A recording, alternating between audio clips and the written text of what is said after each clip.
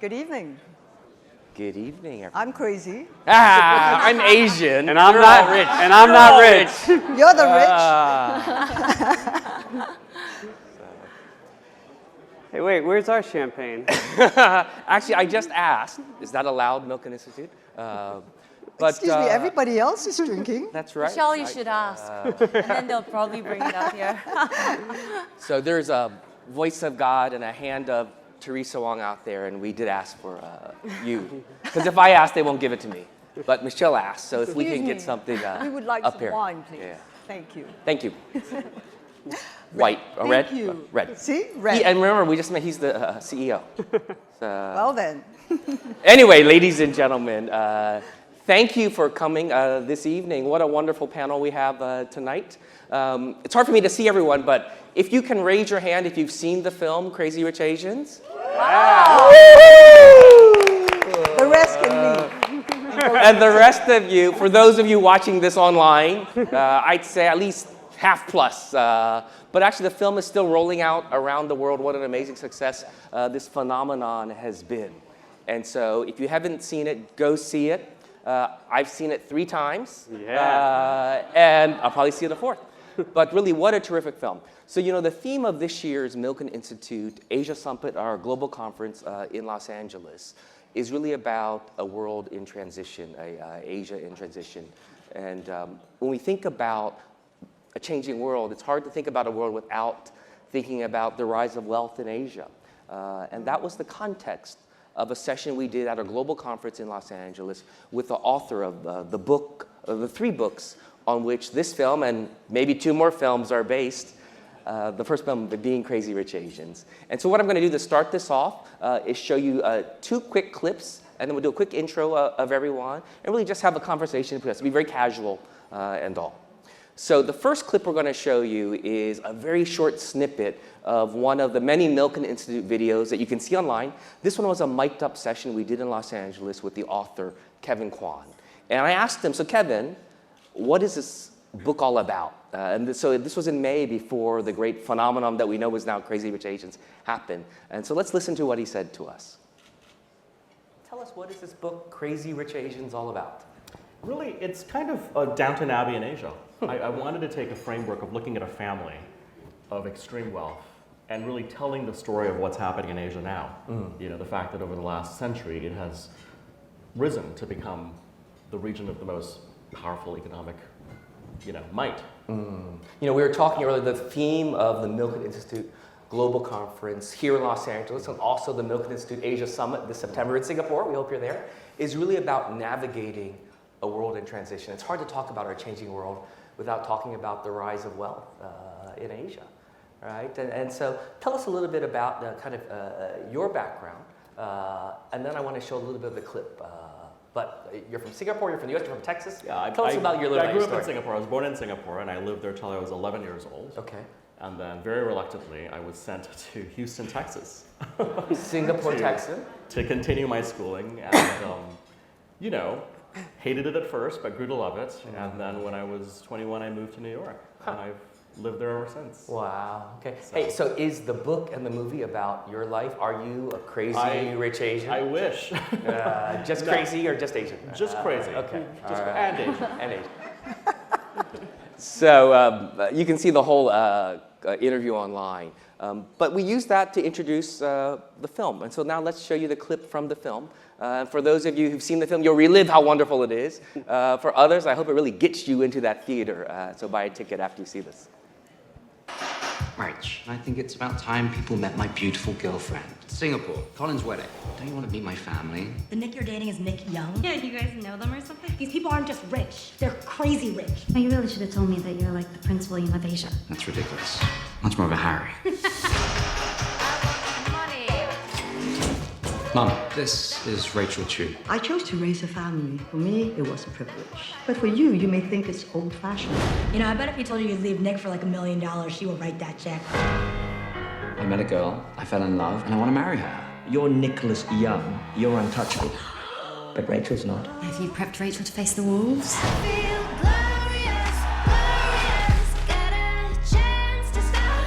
She's like trying to play a game of check in with me. Yo, it's about time someone stood up to Auntie Eleanor. Well, you, not me. Oh, God. She can't know I was over here. How about a round of applause?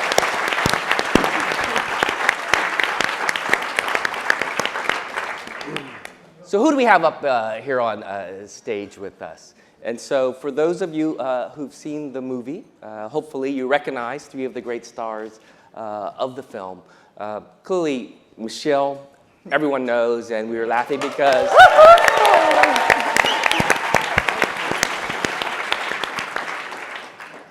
But, you know, I followed her career, and even though we're all about Crazy Rich Asians, we laugh because I'm a Trekkie. So for those of you who know Star Trek, this is also the captain. But so Michelle, phenomenal career, clearly an international star. But what's so amazing about the film also, Janice and Amy will talk about it, is that it's also spotlighted some of the great talent that Singapore knows so well. Yes. But now let's make sure the world knows so well.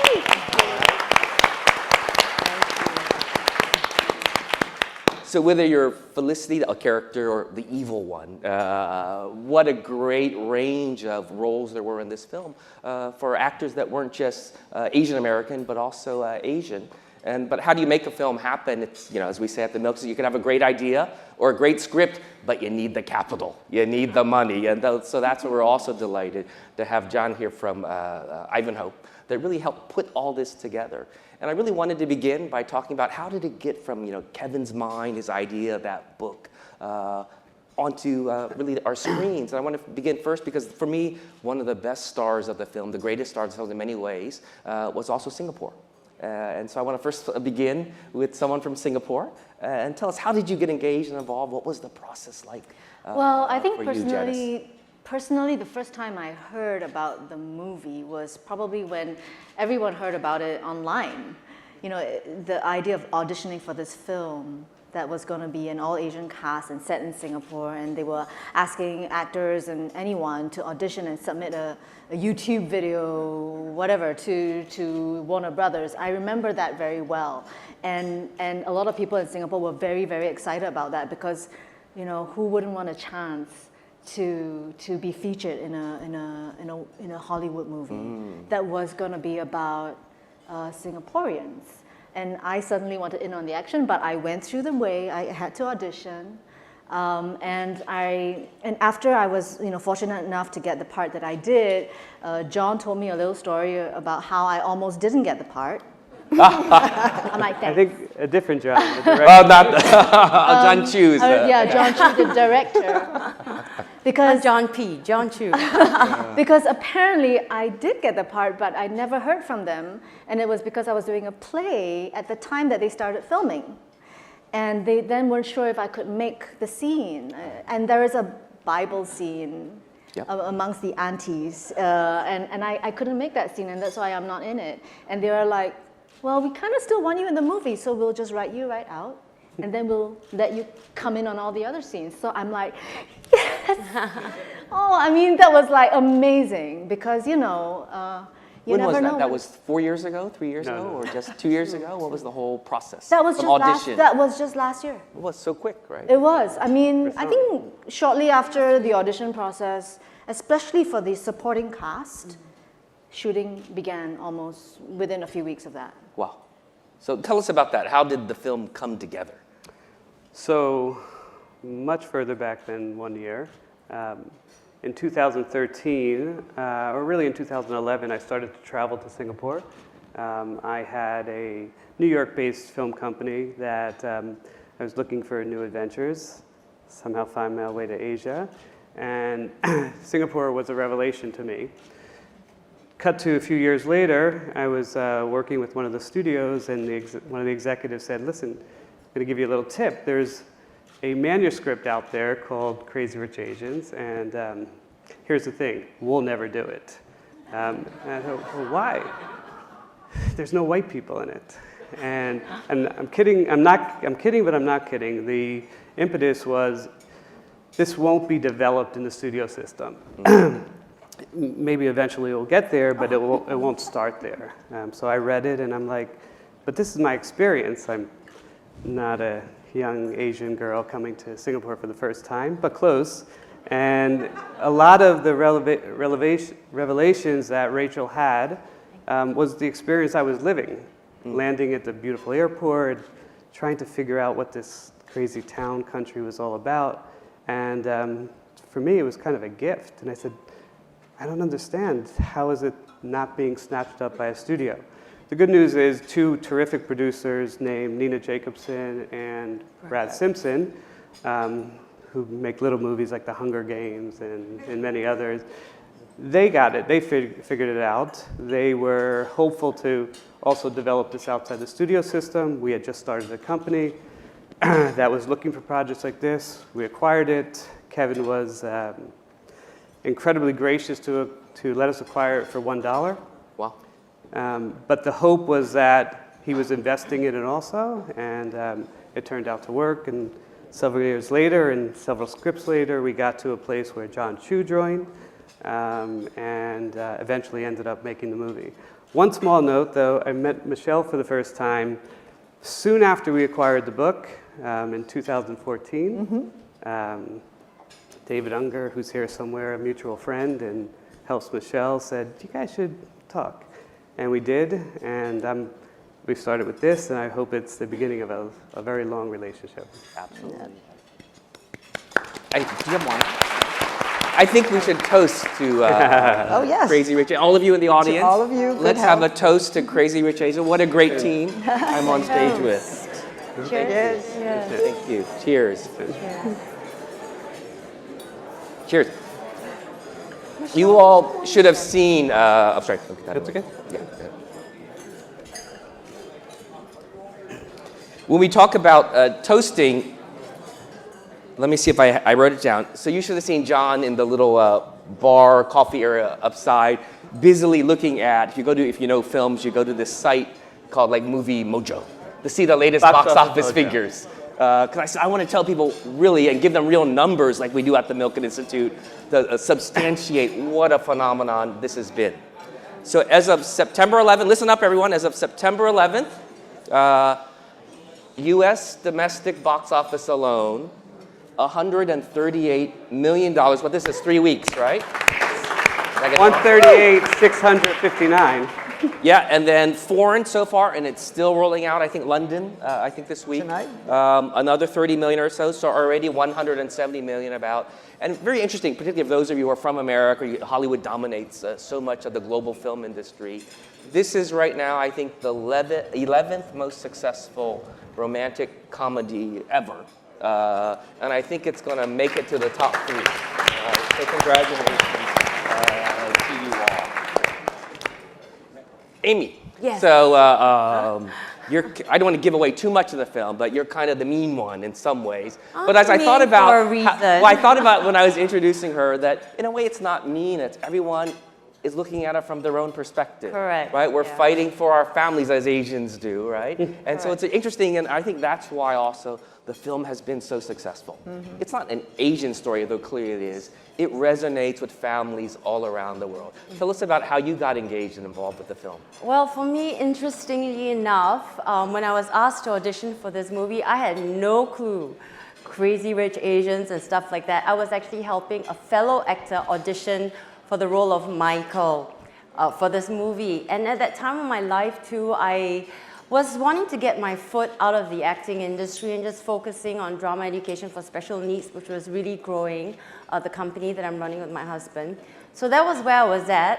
And then Ling, my manager who's somewhere around here, calls me and says, hey, Amy, there's this role for you. Would you like to try for it? It's a little bit old for you, but I think it's good.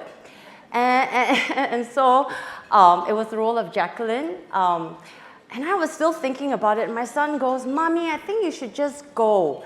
So I dolled up, I put on my makeup, and I went there thinking, what are the chances? A Hollywood movie, what are the chances, And when I auditioned for it, so my point when I went there for the audition was to have fun with it, since I already made the effort, right? And after that, before I left for France, I got a call to say that the director wanted to see me. And so I was like, what? You mean I've been shortlisted? wow, but I'm going to France in 2 days' time. Do you think the director can wait until I come back 2 weeks later? No, he's not going to be in town for that long. He's only going to be here for a few days. So I thought that was that. So, you know, I went to France, I went to Lourdes. 2 weeks later, I came back and they shortlisted me. They saw me the second time. A casting director, Wendy, was fantastic. And then I was told I got the role. So about getting out of the acting industry, forget it. I'm back in there. You mean you didn't meet John? I was just going to ask, you mean you didn't meet John? No, I You didn't. just went, I'm going to France. Yeah, I went up to France. I didn't do what Henry did, which was to cut short his honeymoon trip and flew there for to meet up with John. Which is what Henry did. Which is what Henry Golding did, yeah. Wow. But yeah, I went to France. Well, we're so glad, both of you. And really, the cast that really many of us outside of Asia really didn't know. So how wonderful is that? You know, people do, of course, know you, Michelle. What was your own experience in how did you get involved with the film? I remember you were saying to me you thought, oh, this is Michelle, right? But did you just get a call, or how did you learn it, or had you read the book? How did you get involved? I had read the book before when it first came out. I think some of my friends in Hong Kong were very excited and say, this is really funny book, you should option it. And of course, when I tried to option it, someone beat me to it. I won't forget that. And when I read the book, Kevin had me at the prologue. You know, when Eleanor Young bought the hotel, I'm like, I like this absolutely. woman. Yes, this is my kind of woman. But to be honest, when the script had come to me, I said, I don't want to do this. And my godson had said, I don't like Eleanor Young in the book. She's really mean. She's nasty. I don't want you to play her. I'm like, no, hang on a second. So when I spoke to John, I said, what kind of a movie are you making? Right? You have to convince... Again, the other John. Yeah, the other John, John Chu, the director. I said, are you making a Hangover? That kind of movie? Which, nothing wrong with that. It's a real major box office success. It's huge. But it's candy floss, right? It's just about fun and drinking and dance. Nothing wrong with fun and drinking and dancing. I'm all for that. But I thought it was such a missed opportunity just to paint the mother as mean and evil, like just a simple antagonist. Because for me, mothers represent a great deal. And they do it out of love. They protect their sons. And especially with this particular son, who was due to inherit an empire, he needed a woman who was strong enough to put his needs, which was what Eleanor Young always did for her husband. And so when she met with Rachel, it wasn't that she thought that, oh God, you are not rich enough, or you don't have enough rich friends and things like that. It was like, I don't believe you would put my son's needs ahead of yours. Because in your life, you've always been told to go for your dreams. You succeed. You make it good. And then later on, you can care about your family and the people around you. But first, it's me. And of course, throughout the movie, you can see the strengths and all the women that are played. For all of you who have seen the movie, you understand it's really about empowerment of women. Because that is what I love about what John did. Because there's a great character, Astrid. And that's the real villain, the husband. And in the end, she turns around and says, it's not my job to make you feel like a man or be a man. That's your own, right? You have to stand up and you have to do it. Just because I'm wealthy, it doesn't mean less of you, right? You just have to be who you are and gain the respect that you deserve. So I think what this movie did was it empowered a lot of Asians who are globally around the world, who are immigrants, and they relate to it. But 10 minutes into the movie, you don't care if they're Asians or whatever race it is. It's just it's not just a good movie. It is a fantastic movie. It's about love, and you have fun, and it's also about consumption. Cars, jewelry, bling, food, fashion, and we are all a little voyeuristic. We want to know what the 1% of the crazy rich do. Right? We want to go over the fence and go, yeah, I would like that too. So I think everyone found all the characters very relatable. It didn't matter what gender, what race, or what age, someone found something that they could understand. And for me, I think that was the success of the film.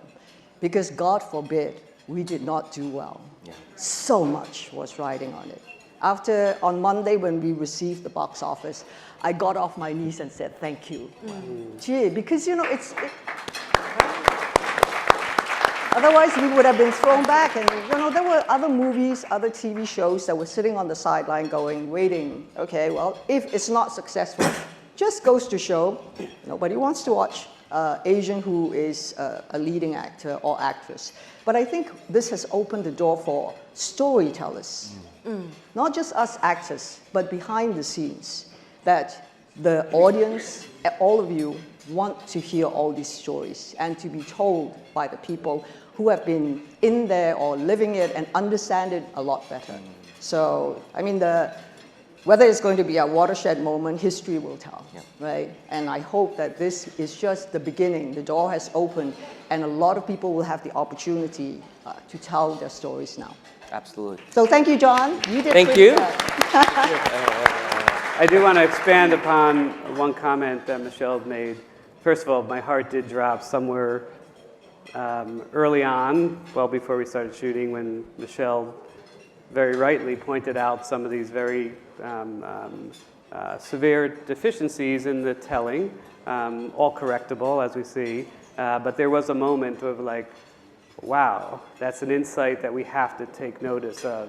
And I think the biggest thing is, you've said it, but to bring it home, is that the humanization of these characters goes well beyond the provocative title, and becomes relatable as an Italian American, as a Western European. Those things for sure are great cast, and particularly Michelle tuned into, and I think that's what eventually is helping people relate to it.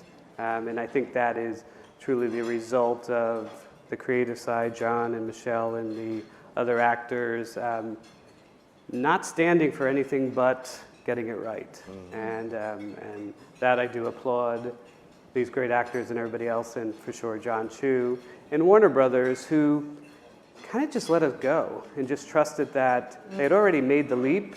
They just trusted that it was going to happen, and probably one of the most fulfilling things about this experience. Wow, that's terrific. Yeah, again, a round of applause. When the film came out, I was so relieved it was a good film. I was like, oh my God, Actually, I think I'm the only Asian American up here, right? So it had really resonated with me. And so I remember I was talking to Kevin, I hope it's good. But I wanted to ask, that whole issue of what is an Asian American? There have been all kinds of commentaries, did it represent the wonderful diversity of Singapore, let alone the wonderful diversity of Asia, let alone American Asians and all? What are your thoughts on some of that? I was going through some of the preparatory notes, and you Google Asians in America, and there was a big movement or belief that, after Slumdog Millionaire, way back when, Joy Luck Club, Memoirs of a Geisha, all of these films that did feature Asians and Asian Americans, but then you kind of fade away. And then there's so much excitement 3 years later. What were your thoughts on some of that discussion and debate? Just to talk about, movies like Slumdog Millionaire or Memoirs of a Geisha that what you described as fade away, I don't believe they fade away. For me, I felt that they planted seeds of change. We're talking about a world in transition, so too Hollywood is going through a transition, although it's one step forward, 2 steps back. But nevertheless, for me, the moment the seed of change happened when I saw Lee Ang winning the Oscar for Best Director for Brokeback Mountain, for Life of Pi, that was for me a movement in itself, that this Asian director, Chinese Asian director, was the first non-white to win an Oscar. And then when I watched, Michelle Yeoh being the Asian Bond girl, again for me that was a movement, that was the seed of change, because it's like, wow, she broke the stereotype. This is a feisty Asian woman who could hold her own against James Bond. And then of course Memoirs of the Geisha, although it was a period piece, but still it was an Asian cast by a major studio film. And again, for me, that was the movement. So I think all these seeds of change enabled Crazy Rich Asians to happen. And I think going back to the Slumdog Millionaire and why wasn't it recognized as a movement, I don't know, I may be wrong here, but I think the word Asian, if you use it across context, across fields, it has a different definition for different countries. So like for in America, Asians would refer to the Chinese. But for the UK, if you call Asians, they refer them to as Indians. So, you know, all these different definitions. And also I feel for the Indian audience, Bollywood has already got a very strong identity. And with Slumdog Millionaire, with Bend It Like Beckham, with Gandhi, I think the audience is already familiar with you know, the Indian Asian representation. And Priyanka Chopra, I mean, she's a big Hollywood star. Yeah, and Michelle Yeoh, so those are my thoughts. Is it true representation versus I think that just following on from what Amy said, it's all about the hegemony of the narrative, and I feel, of course, for so long, Hollywood has sort of taken hold of the storytelling reins, and a lot of people across the world consume Hollywood cinema. But I feel that over time that will shift. It won't happen overnight, but there is a lot of great cinema coming out of East Asia, South Asia, Southeast Asia, and it's just a matter of time where it's not just about Americans telling Asian stories, but Asians telling Asian stories which the Western audience would want to see. I think that's as important, in fact more important, to be in the seat of the storyteller as opposed to having, let's say, a network, a Hollywood network, just telling a story of an Asian family, for example. So those two things need to happen concurrently. And hopefully it's not just a small art film that we're talking about, but actually just having more people in the West interested in the stories that are coming out of Asia. And I look forward to a day when a film like this could fail, and there'll still be another one. Because, you know, we're fortunate this worked, and yes, the conversation a lot in our industry is about, well, it's referenced as, it's like Crazy Rich Asians. That could work too. That's great, but it'd be terrific when we get to a place where, like any film, like any genre, it needs to be normalized, and failing is okay, because that's the creative process. It doesn't stop it. So yeah, there needs to be more and more examples of successes, because obviously that does drive a lot of the business process, but I really do look forward to a day where we make 10 Asian-focused global films, and, you know, 3 work, 3 break even, and a few don't work, and that's okay. That's okay. Yeah. You know, let me give a plug to a film with John Cho, if you know this actor. He's also like the Star Trek movies, but a film called Searching. And Go see it. It's an amazing film. It's like tech searching. And so John Cho is a parent in California. Yes. His daughter goes missing. Right. And it's a fascinating film also because it's about the world we live. It's about tech. Can he find his daughter by looking at her screens on her phone? Or kind of scary. What did she search? But for me, it was another example. And it came out in August, and there was, I think I saw in Variety, that it's all about social media these days. And so people in the US were trying to get trending a number of things. One was a golden ticket? Golden opening. For the first opening, and then it was Asian August, because there was also a big Netflix series that featured some Asian American actors. To all the boys I've loved before, fantastic rom-com. So, you know, we're bringing attention to this wonderful film, but there's a diversity of film already out there, but it just doesn't get the attention. But is it because sometimes it's all about money? Really what will dictate what gets made? But I think it's quite interesting that we have Amazon and Netflix providing that kind of democratizing the platforms available, which we didn't have that many years ago, which we didn't have at the time when Joy Luck Club was happening. And now you just get different voices being able to put their work and content online and streamed online and having people access that. I think it's about access. Absolutely. It's an amazing thing. You know, one of the other trends that we're talking about at this Asia Summit, this World in Transition, is the rise of China. And do you have thoughts on China as a financier of films? You know, for me, as just a movie goer, I see an evolution where it used to be I can tell the Chinese financed it because they saved the day in that disaster film. Now it's a little bit more subtle, right? It's just like another film, right? What are your thoughts about the globalization of the financing of films? And China is a huge market. Will this film come out in China? What are you hearing there? So John should answer this. John Fernand. John. Yes, John. Too. We're hopeful we will come out in China. That process does continue. It really is a day-by-day thing. There's a restriction on the number of foreign films that can go in. So there's a quota which limits the exploitation of a certain number of films each year. There's challenges to that. There's clearly trade challenges in many other industries in China. But it is something we deal with. It's something we have our eye on. The film was greenlit assuming we were not going to be in China. So it would be a terrific thing if it does happen. The second book does take place, a significant amount of it does take place in China, if you haven't read. And so we're hopeful this will be a way to ease audiences and Chinese audiences into what the continued storytelling will be about.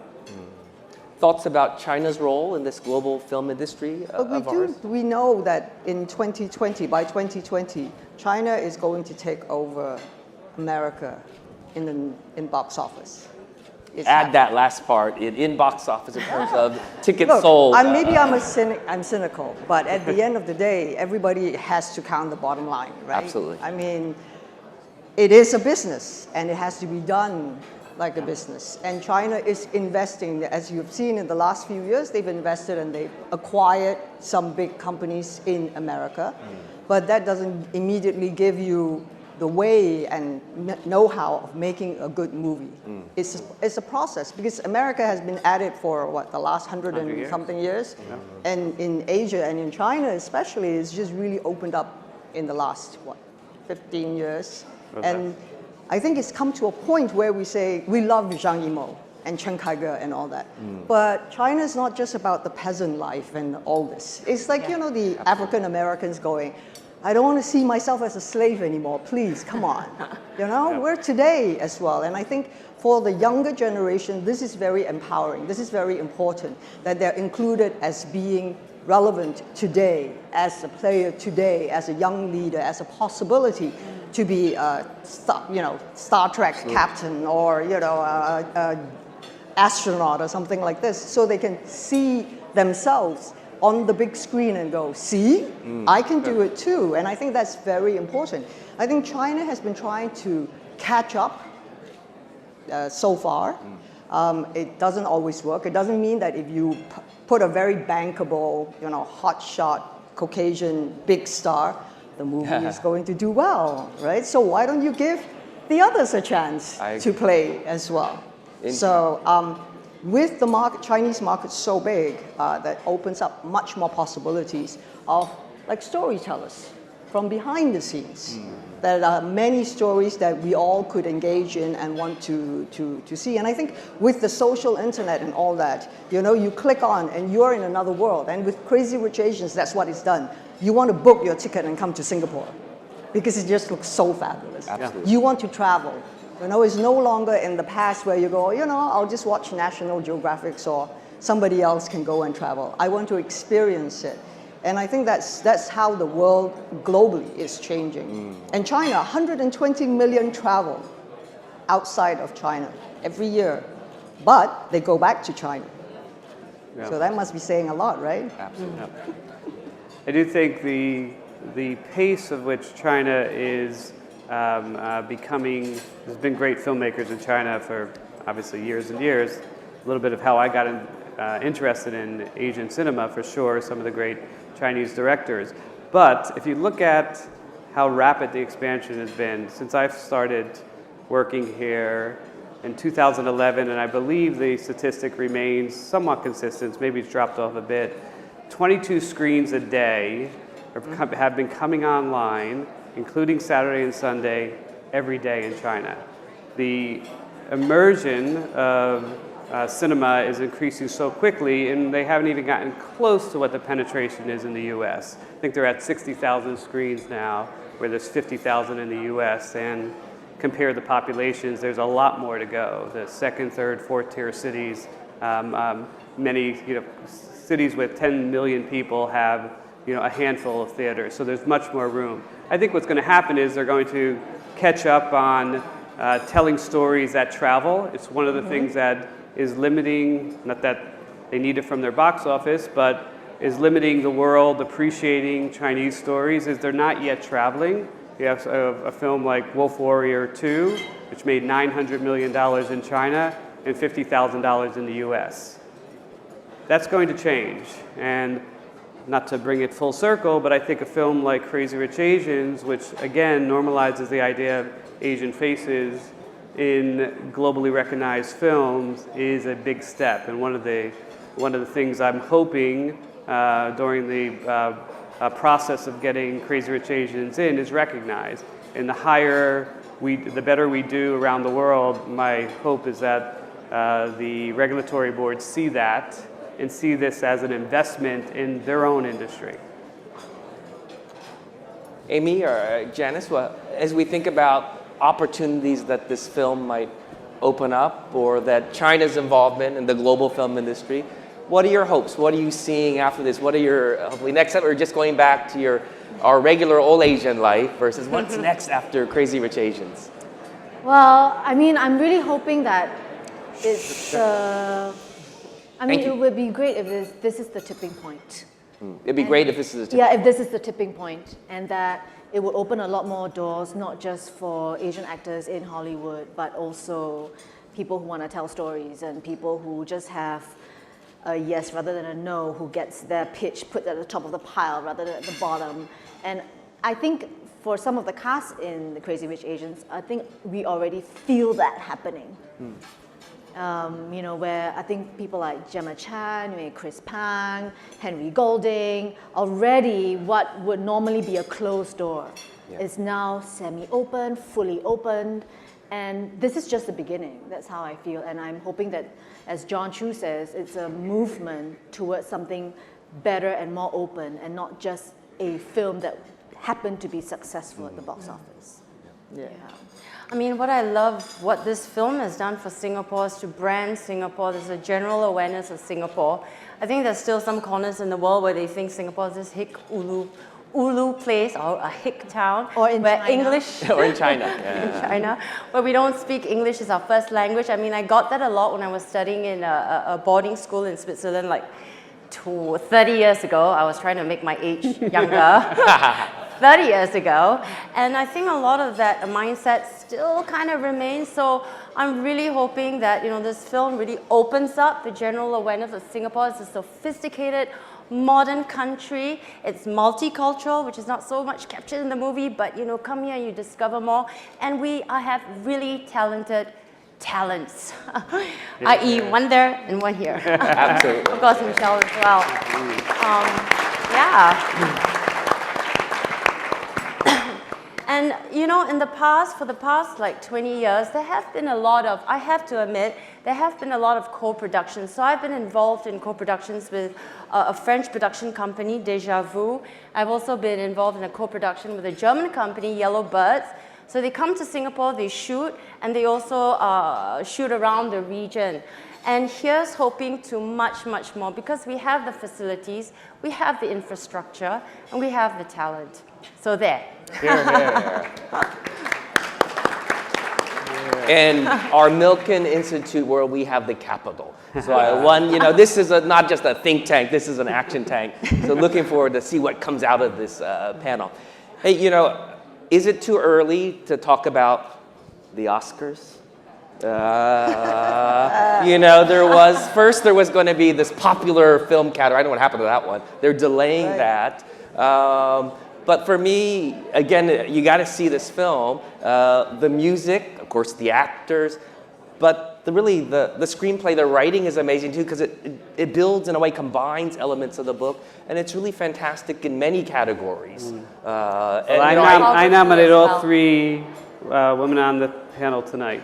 Let's start there. Absolutely. I do think that, listen, it's if that's part of the conversation in several months, it would be I guess, gravy to. Is that a Warner Brothers decision? You always hear about these campaigns that studios put on to promote films. Who does that? Yeah, I think it evolves organically, and I do think there is some great opportunity with this film in many of the categories, but we'll see. We're ways away the from set that. design. I'm just worried about it production opening design. in the UK tomorrow. Step by step, right? No, but then that's great because then the BAFTAs. Yeah. Right? I remember before when you were nominated for a BAFTA, right? For do you anyone see Crouching Tiger, Dragon? Amazing films. Hey, we have 5 minutes left. You know, it's gone so fast. Our time up on the stage. Wanted to ask each of you for some final thoughts, or if you don't have any final thoughts, share a funny anecdote. People love stories from when you're shooting the film. Who should we begin with? Just go from. Okay, I'll start with me.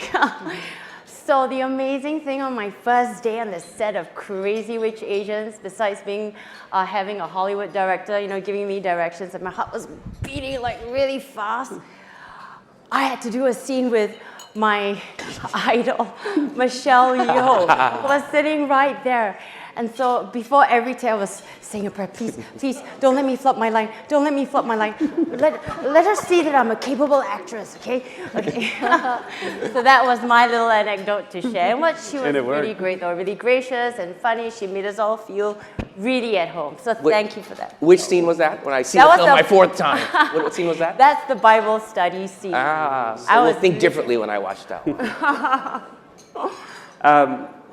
I think probably one of the most nerve-wracking and terrifying moments where we were in Malaysia, where we shot some of the film, and it was probably 4 weeks away from coming to Singapore to shoot some of the most iconic Singaporean locations, and we didn't have the main set of the movie.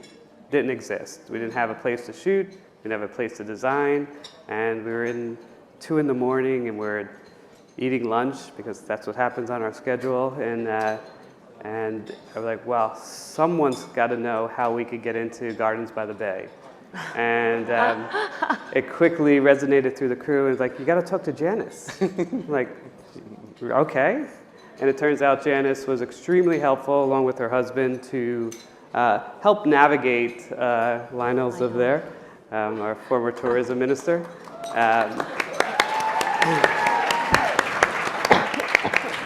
So I flew the next morning to Singapore armed with some more data on why this is going to be positive for Singapore, and I was turned away.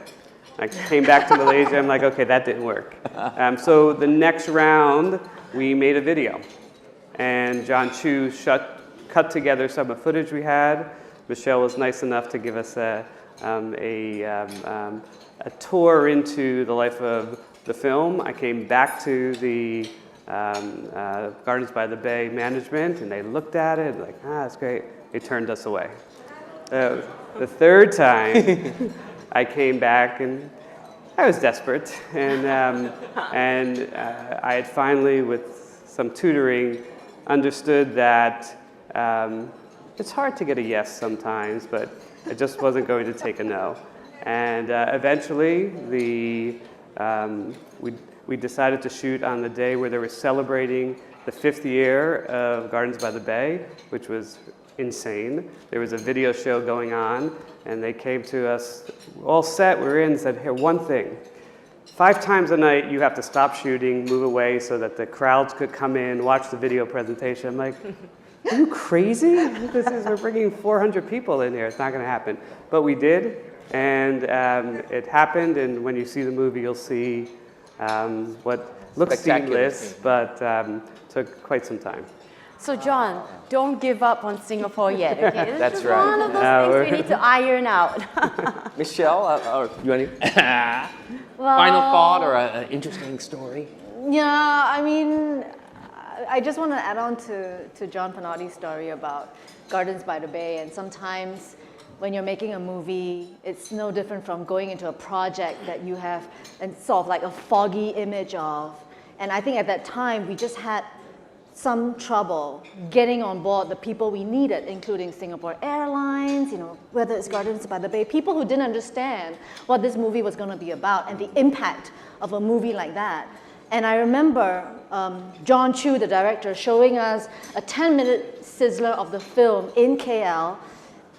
And I went, oh my God, why is it so difficult to be on board this show when it is so amazing and so moving? And I remember calling up someone at the Singapore Tourism Board with Kevin Kwan going, Janice, why are we so conservative? Why are we so risk averse?